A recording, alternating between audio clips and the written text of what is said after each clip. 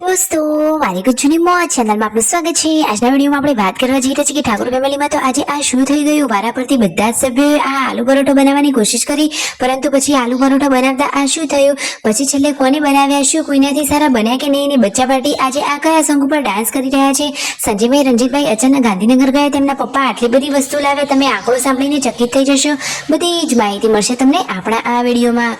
મારી ચેનલ પર નવા હોય તો ચેનલને ફટાફટ લાઈક શેર અને સબસ્ક્રાઇબ કરી દો।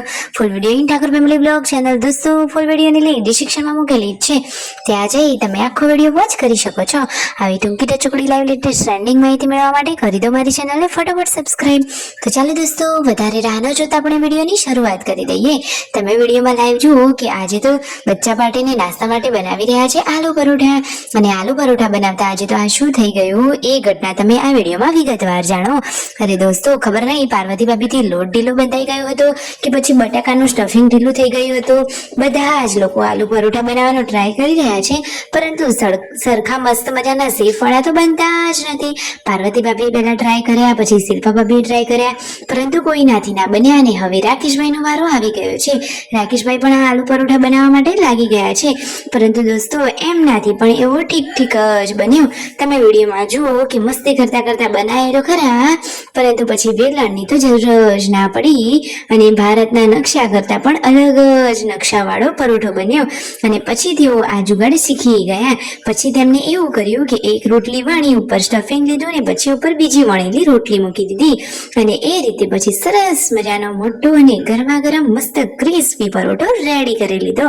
આ જુગાડ પછી તેમને યોગ્ય લાગ્યો, અને મસ્ત મજાનો શેપ આપવા માટે જુઓ તો ખરા આ કિચનની હાલત કેવી થઈ છે। અરે રે આલુ પરોઠા તો આજે યાદગાર બની ગયા। તેમના મમ્મીએ પણ ટ્રાય કર્યો, શિલ્પા ભાભીએ પણ ટ્રાય કર્યો, પરંતુ કોઈનાથી સરખા નહોતા જ બનતા।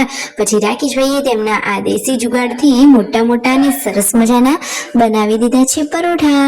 તો ફાઇનલી પછી આ રીતે નાસ્તામાં પરોઠા બનાવ્યા, અને આ જુઓ સંજીભાઈ પરોઠો અંદરથી સ્ટફિંગ વાળો બતાવી રહ્યા છે।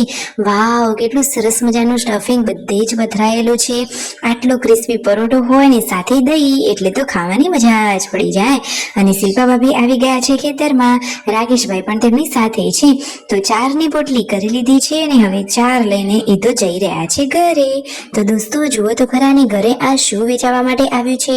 ઘરે તો આખી ગાડી ભરીને મસ્ત મજાની કટલરી વેચાવા આવી ગઈ છે।